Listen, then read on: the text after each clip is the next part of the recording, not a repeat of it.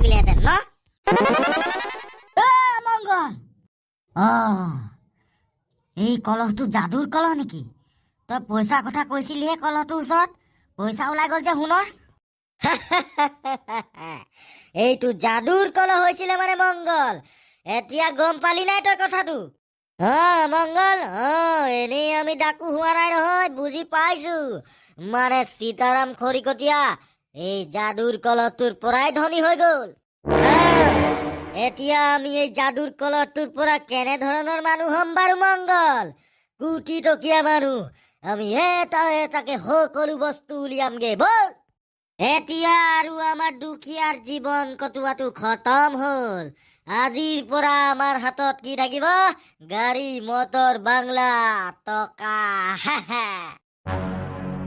বাবু আৰু বাপুৰ মাক মই কৈছিলো নহয় সেই ভূতে দিয়া যাদুৰ কলহটো ভালদৰে ৰাখিবলৈ এতিয়া দেখিলি যাদুৰ কলহটো চুৰ হ'ল আমাৰ ঘৰ দুৱাৰ আকৌ আগৰ দৰে হৈ থাকিলে আমি আকৌ দুখীয়া হৈ থাকিলো দেউতা মানে আকৌ আমি এতিয়া খাবলৈ নোপোৱা অৱস্থাত থাকিব লাগিব কেলেনো নেপাবি পাপু পাবি পাবি ভালকে পাবি একো নহয় ঘৃণাৰ মেটি আছে নহয় আমি ঘৃণাৰ মাতৰ পৰা সহায় বিচাৰিব লাগিব এই কলহটো বিচৰাত মইনো কেনেকে জানো এই চোৰকেইটা আমাৰ ঘৰত চুৰ কৰিবহি বুলি ইমান ভয়ানক চোৰ এইকেইটা মাটিৰ তলত গাঁত খানি পিনি আমাৰ ভিতৰত সোমাই গ'লহি আৰু আমি সেই ভূতে দিয়া যাদুৰ কলহটো মানুহ নথকা ৰুম এটাত থৈ পিনি বেছি ভুল কৰিলো সেইকাৰণে চোৰ ডকাইতকেইটাই নিবলৈ কলহটো বেছিকে সুবিধা পালে সোনকালে কিবা এটা কৰক আপুনি এতিয়াই কাৰণ সেই কলহটো ভূতটোৱে আপোনাকে দিছিলে বেলেগৰ হাতত সেই কলহটো পৰিলে মহা বিপদত পৰিম আমি ৰ'বা বাবুৰ মাক চিন্তা কৰি নাথাকিবা এনেই কিবা এটা ভাবিবলৈ দিয়া মোক মই এতিয়া ঘৃণাহঁতৰ ওচৰৰ পৰা আহি লওঁগে তাৰপিছতে কি হয় দেখা যাব কিনাৰাম বচা মোক সহায় এটা কৰ মোক সহায় এটা লাগে কি হ'ল সীতাৰাম ক আৰু ইমান দৌৰি দৌৰি ফেপাই জোপাই আহিছ যে আমাৰ ওচৰলে কি হ'লনো কিনাৰাম মোৰ ওচৰত থকা সোণৰ যাদুৰ কলহটো চুৰ হৈ থাকিলে তই আকৌ সোণৰ যাদুৰ কলহ ক'ত পালি কিনাৰাম মই তহঁতৰ পৰা কথা এটা লুকুৱাইছিলো আৰু চবকে কোৱা নাছিলো যে মোৰ ঘৰত ভূতে দিয়া এটা যাদুৰ সোণৰ কলহ আছে কি কৈছ সীতাৰাম তই এইবিলাক ভূতে দিয়া যাদুৰ সোণৰ কলহ ঘিনাৰাম এই কলহটো পাইছিলো মই এবাৰ হাবিৰ মাজত এজোপা গছৰ তলত এটা ভূতে দিছিলে মোক এই কলহটো এই যাদুৰ কলহটোৰ ওপৰত হাতখন থৈ যিয়ে বস্তু নিবিচাৰক কিয় সকলো বস্তু এই যাদুৰ কলহটোৰ পৰা ওলাই যায় নিজে নিজেই মানে তই এই ভূতৰ পৰা পোৱা যাদুৰ কলহটোৰ পৰা বহুত ধনী হৈ গৈছিলি ন সেইকাৰণে গাঁৱৰ মানুহে অকল তোৰ কথাই পাতি আছিলে যে খৰিকটীয়া এটা ইমান সোনকালে কেনেকে ইমান ধনী হৈ গ'ল বুলি ঘিনাৰাম আৰু এই কলহটো যেতিয়া মোক ভূতটোৱে দিছিলে তেতিয়া সেই ভূতটোৱে মোক কৈছিলে যে এই কলহটো যাতে কেতিয়াও বেয়া মানুহৰ হাতত নপৰে নহ'লে গোটেই গাঁও গোটেই পৃথিৱী ধ্বংস কৰি দিব পাৰিব বোলে এই কলহটোৰ পৰা আৰু এতিয়া মেইন কথাটো হ'ল যে কালি ৰাতি মোৰ ঘৰৰ পৰা এই ভূতৰ কলহটো কোনোবাই চুৰ কৰি লৈ গ'ল মানে কোনোবা চুৰ ডকাইতে এই কলহটোৰ বিষয়ে অলপ চলপ গম পাইছে সেইকাৰণে তহঁতৰ ঘৰৰ পৰা ৰাতি চুৰ কৰি নিলে সেই কলহটো তেহেঁতি গম নেপাবও পাৰে যে এইটো এটা যাদুৰ কলহ বুলি আমি সোনকালে এই কলহটো এতিয়া বিচাৰিবগে লাগিব ঘিনাৰাম নহ'লে সেই কলহটোৰ ওপৰত হাত থৈ যি টি বেয়া বেয়া বস্তু কলহটোৰ পৰা উলিয়াই গোটেই গাঁওখন ধ্বংস কৰিবলৈ বেছি সময় নালাগিব তেহেঁতক ঠিক আছে সীতাৰাম তই এতিয়া যা আমি এতিয়া প্লেনিং এটা ভাবি লওঁ আৰু এই কলহটো আমি সোনকালে বিচাৰি আছো আৰু কলহটো যদি বিচাৰি পাওঁ তোক আৰু তোৰ মালিক মানে ভূতটোক আমি লগ কৰিম ধন্দুৰাগু হান্দি বাবা প্ৰণাম হান্দি বাবা কল্যাণ হওক ক ঘিনাৰাম তহঁতি কি কাৰণে মোৰ ওচৰলৈ আহিলি হান্দি বাবা আমাৰ গাঁৱত এজন দুখীয়া খৰিকটীয়া আছিলে তাৰ নাম সীতাৰাম সি ঘপককে বহুত ধনী হৈ গ'ল এটা কলহৰ বাবে আৰু হান্দি বাবা আমি শুনাৰ মতে সেই কলহটো কোনো সাধাৰণ কলহ নহৈছিলে হেনো সেই কলহটো পাইছিলে হেনো সি হাবিৰ মাজত এটা ভূতৰ পৰা ঘিনাৰাম ঠিকেই শুনিছ তই এই কলহটো এটা অভিশপ্ত ভূতৰ কলহ আৰু এতিয়া সেই যাদুৰ কলহটো কোনোবা চুৰ ডকাইতে সীতাৰামৰ ঘৰৰ পৰা কালি ৰাতি চুৰ কৰি লৈ গ'ল আৰু এতিয়া আমি ভাবিছো যে এই কলহটো চুৰ ডকাইতে বেয়া কামত ব্যৱহাৰ নকৰিলেই হ'ল ঘিনাৰাম এতিয়া সেই যাদুৰ ভূতৰ কলহটো ডাকু মংগল আৰু অমংগল নামৰ দুটা ডকাইতৰ ওচৰত আছে। আৰু বেয়া খবৰটো হ'ল যে তেহেঁতি দুটাই এতিয়া গমো পালে যে সেইটো এটা যাদুৰ কলহ হয় বুলি।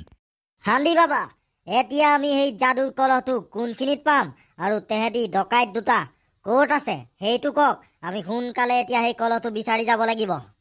তহঁতি এতিয়া এই ভূতৰ কলহটো পাবি এটা গুহাৰ মুখত, যোনটো গুহা আমাৰ গঞ্জু গাঁৱৰ হাবিৰ একেবাৰে লাষ্টত আছে। সেই গুহাটোৰ মুখতে সেই কলহটো তেহেঁতি থৈ দিয়ে। ঠিক আছে হান্দি বাবা, ধন্যবাদ।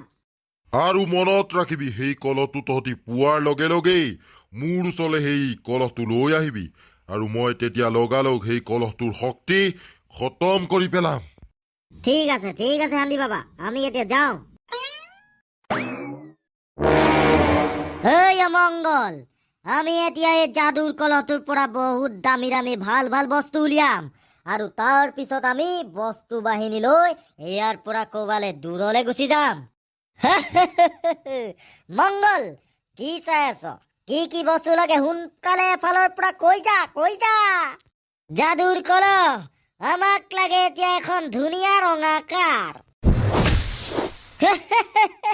আহি গ'ল আমাৰ ৰঙা কাৰ, হেলিকপ্টাৰ, জেট প্লেন চব উলিয়াম এতিয়া এটা এটাকে।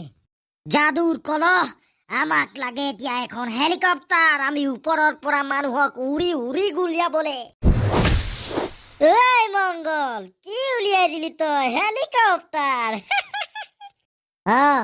মোৰ এই দুটাই দৰকাৰ আছিলে, মোৰ আকৌ দৰকাৰ হলে পিছত উলিয়াম। এতিয়া অমংগল, তোৰ বাৰী, কি লাগে তোক কৈ দে সোনকালে।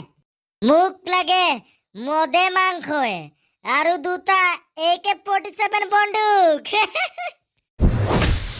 মংগল, আহি গ'ল আমাৰ AK-47 দুটা।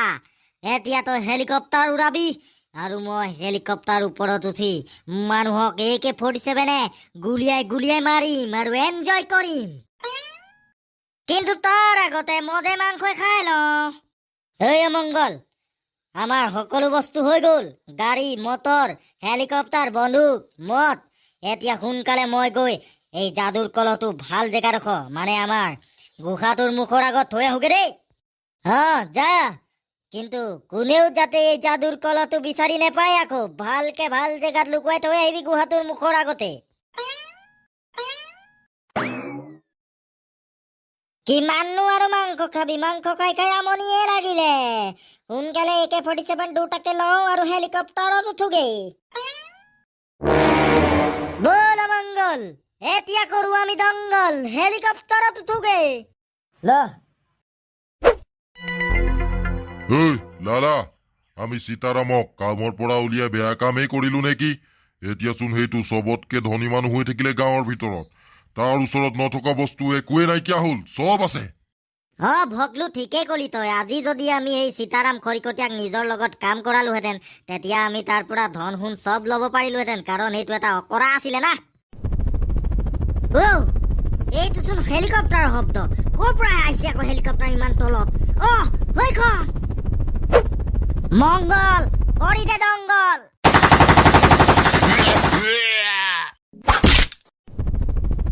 কেনেকুৱা লাগিছে মংগল, হেলিকপ্টাৰৰ ওপৰত উঠি গুলিয়াই মানুহ মৰা? মজাই বেলেগ। এইবাৰ তই হেলিকপ্টাৰ চলাবি, মই গুলিয়াম তেনেকে। ঠিক আছে অমংগল, এইবাৰ হেলিকপ্টাৰ মই উৰাম।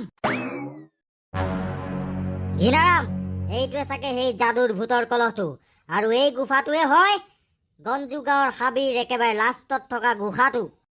তেনেহলে দাগৰু, যা সেই সোনকালে যাদুৰ ভূতৰ কলহটো লৈ আন, আৰু আমি সোনকালে হান্দি বাবাৰ ওচৰলৈ যাওঁ। সোনকালে হান্দি বাবাৰ ওচৰলৈ, নহলে সেই চুৰ ডকাইতে কি কৰি আছে ঠিকান নাই। হান্দি বাবা, এইটোৱে হয় হাবিৰ ভিতৰত থকা গুফাটোৰ মাজত পোৱা যাদুৰ ভূতৰ কলহটো।